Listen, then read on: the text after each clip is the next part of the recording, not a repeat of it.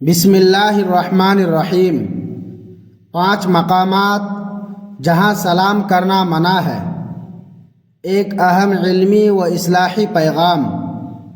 محترم ناظرین، اسلام محض ایک مذہب نہیں بلکہ ایک مکمل ضابطۂ حیات ہے جو انسانی زندگی کے ہر گوشے کو خوبصورت بناتا ہے، چاہے وہ ہماری عبادات ہوں، باہمی معاملات ہوں یا سماجی طور طریقے ہوں۔ دین اسلام نے انسانوں کے مابین الفت، امن، باہمی احترام اور بھائی چارے کو پروان چڑھانے کے لیے جو بنیادی اصول وضع کیے ہیں، ان میں سلام کو ایک کلیدی اور مرکزی حیثیت حاصل ہے۔ سلام صرف چند الفاظ کا مجموعہ نہیں بلکہ یہ ایک جامع دعا، خیر سگالی کا اظہار، امن و امان کا پیغام اور باہمی رشتے کو پائیدار بنانے کا ایک عظیم ذریعہ ہے۔ جب بھی ایک مسلمان اپنے دوسرے بھائی کو سلام پیش کرتا ہے تو در حقیقت وہ اس بات کا اعلان کر رہا ہوتا ہے کہ اس کے دل میں دوسرے کے لیے کوئی کینہ، عداوت یا نقصان پہنچانے کا ارادہ نہیں ہے، بلکہ وہ اس کے لیے سراپا خیر، سلامتی اور رب ذوالجلال کی رحمت کا طلبگار ہے۔ لفظ سلام کے لغوی معنی پر غور کریں تو یہ عربی کے لفظ سالم سے مشتق ہے، جس کے معنی محفوظ رہنے، سلامت ہونے اور ہر قسم کے عیب و نقص سے پاک ہونے کے ہیں۔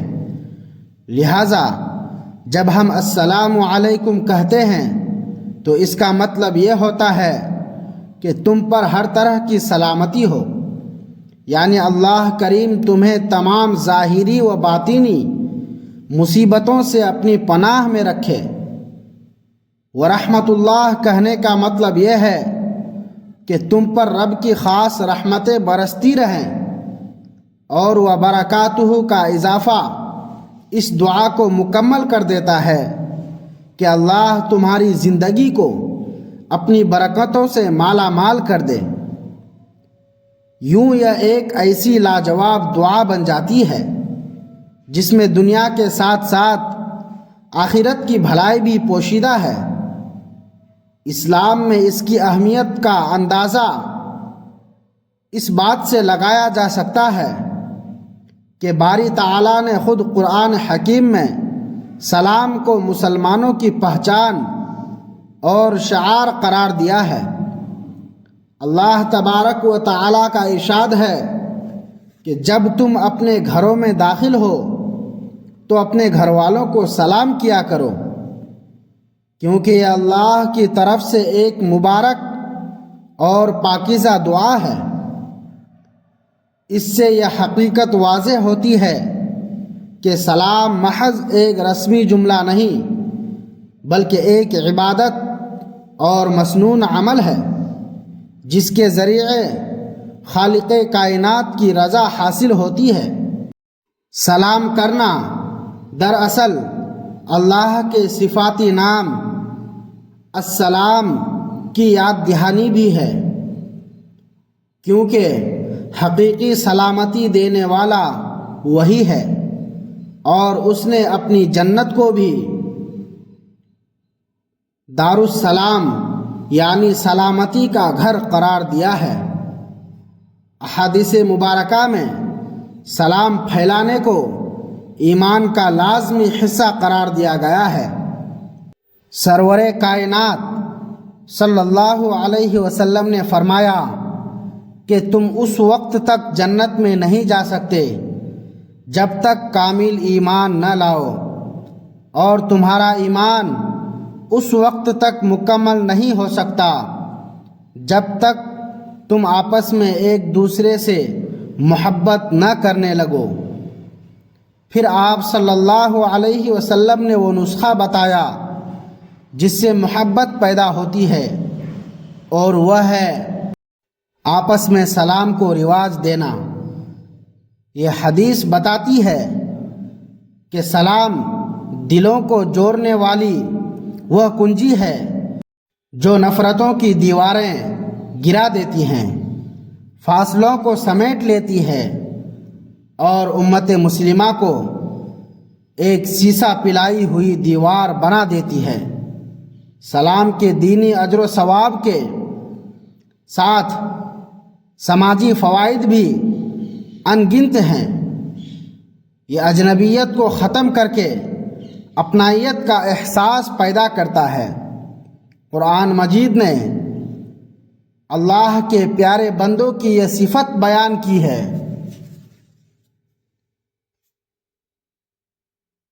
کہ جب نادان لوگ ان سے الجھنے کی کوشش کرتے ہیں تو وہ سلام کہہ کر باوقار طریقے سے گزر جاتے ہیں۔ اس سے ثابت ہوتا ہے کہ سلام صرف شناسائی کی بنیاد پر نہیں بلکہ یہ وہ اخلاقی ہتھیار ہے جو برائی کا جواب بھلائی سے دینے کی طاقت رکھتا ہے اور انسان کے اندر تحمل، بردباری اور اعلیٰ اخلاق پیدا کرتا ہے۔ نبی کریم صلی اللہ علیہ وسلم کی مبارک زندگی ہمارے لیے بہترین نمونہ ہے۔ آپ صلی اللہ علیہ وسلم بچوں کے پاس سے گزرتے تو انہیں سلام کرنے میں پہل فرماتے، خادموں اور غلاموں کو بھی سلام کہتے، اور کسی بھی مجلس میں آمد و رخصت کے وقت سلام کرنا آپ صلی اللہ علیہ وسلم کا معمول تھا۔ یہ اس بات کا عملی درس ہے کہ اسلام میں تکریم کا معیار مال و دولت یا بڑا عہدہ نہیں بلکہ تقوی اور حسن اخلاق ہے۔ آپ صلی اللہ علیہ وسلم نے سلام کے ذریعے معاشرے میں مساوات کی بنیاد رکھی۔ ایک صحابی نے جب دریافت کیا کہ اسلام میں سب سے بہتر عمل کون سا ہے تو آپ صلی اللہ علیہ وسلم نے 2 چیزیں ارشاد فرمائی: کھانا کھلانا اور ہر کسی کو سلام کرنا، چاہے تم اسے جانتے ہو یا نہیں۔ اس فرمان سے واضح ہے کہ ہر مسلمان کو سلام کرنا عاجزی کی علامت اور افضل عمل ہے۔ سلام کا جواب دینا بھی اتنا ہی ضروری ہے جتنا سلام کرنا۔ قرآن کا حکم ہے کہ جب تمہیں کوئی سلام کرے تو اس سے بہتر یا کم از کم ویسا ہی جواب لوٹاؤ۔ جواب دینا واجب ہے اور بہتر جواب دینا مزید ثواب کا باعث ہے۔ جو شخص جان بوجھ کر سلام کا جواب نہیں دیتا وہ ایک دینی فریضے کی ادائیگی میں کوتاہی کرتا ہے۔ سلام شیطان کے وسوسوں کا توڑ ہے۔ جہاں سلام عام ہوتا ہے وہاں بدگمانی اور حسد دم توڑ دیتے ہیں۔ حضور صلی اللہ علیہ وسلم نے فرمایا کہ شیطان اس وقت بہت خوش ہوتا ہے جب مسلمانوں میں پھوٹ پڑتی ہے، اور سلام اس نفرت کو مٹانے کا بہترین علاج ہے۔ جب 2 مسلمان مل کر سلام و مصافحہ کرتے ہیں تو ان کے گناہ ایسے جھڑتے ہیں جیسے خزاں میں درخت کے پتے۔ سلام کے آداب میں یہ شامل ہے کہ چھوٹا بڑے کو، سوار پیدل کو، چلنے والا بیٹھے ہوئے کو، اور کم تعداد والے زیادہ تعداد والوں کو سلام کریں۔ یہ آداب نظم و ضبط اور انکساری سکھاتے ہیں۔ سلام میں پہل کرنے والا اللہ کے زیادہ قریب ہوتا ہے، کیونکہ اس میں انا کو مارنا پڑتا ہے۔ بعض لوگ انا یا دنیاوی جھگڑوں کی وجہ سے سلام ترک کر دیتے ہیں، حالانکہ 3 دن سے زیادہ بول چال بند کرنا جائز نہیں، اور سلام وہ پل ہے جو ٹوٹے ہوئے تعلقات کو دوبارہ جوڑ دیتا ہے۔ سلام کی حقیقت صرف اس دنیا تک محدود نہیں، بلکہ یہ جنت کی زبان ہے۔ اہل جنت کو فرشتے اور خود اللہ تعالی سلام فرمائیں گے۔ اس لیے دنیا میں سلام کو عام کرنا در حقیقت ایک جنتی ماحول کی عکاسی کرنا ہے۔ آج کے دور میں موبائل اور مصروفیت کی وجہ سے یہ سنت کمزور پڑ رہی ہے۔ ہمیں چاہیے کہ گھروں، بازاروں اور مساجد میں اسے دوبارہ زندہ کریں۔ تاہم اسلام نے جہاں سلام کی تاکید کی ہے، وہاں نظم و ضبط برقرار رکھنے کے لیے 5 ایسے معاملات بھی بتائے ہیں جہاں سلام کرنا منع یا مکروہ ہے، تاکہ عبادت یا ضروری کام میں خلل نہ پڑے۔ پہلا مقام تلاوت قرآن مجید کا ہے۔ جب کوئی شخص کلام الہی پڑھنے میں غرق ہو تو اسے سلام نہیں کرنا چاہیے، کیونکہ قرآن سننا واجب ہے اور سلام سے اس کی توجہ ہٹ سکتی ہے۔ دوسرا مقام تسبیحات، وظائف یا درود و سلام میں مشغولیت کا ہے۔ ذکر الہی میں مصروف بندے کو دنیاوی کلمات کی طرف بلانا آداب کے خلاف ہے۔ تیسرا مقام نماز کا انتظار ہے۔ جو شخص مسجد میں جماعت کے انتظار میں بیٹھا ہو وہ حتمی طور پر نماز ہی میں ہوتا ہے، لہذا اسے سلام کر کے اس کے خشوع میں مخل ہونا درست نہیں۔ البتہ نماز کے بعد امام یا نمازیوں سے ملاقات کے وقت سلام کرنا جائز ہے۔ چوتھا مقام دینی درس و تدریس یا علمی گفتگو کا ہے۔ اگر کوئی استاد درس دے رہا ہو یا کوئی شرعی مسئلہ بیان کیا جا رہا ہو تو وہاں سلام کرنا منع ہے، کیونکہ اس سے سب کی توجہ ہٹ جاتی ہے اور علم کی مجلس میں خلل پڑتا ہے۔ نئے آنے والے کو چاہیے کہ خاموشی سے بیٹھ جائے اور سبق ختم ہونے کا انتظار کرے۔ پانچواں مقام اذان، اقامت، جمعہ یا عیدین کے خطبے کا ہے۔ خطبے کے دوران بولنا ناجائز اور سننا فرض ہے۔ اس وقت سلام کرنا یا جواب دینا شرعاً درست نہیں ہے۔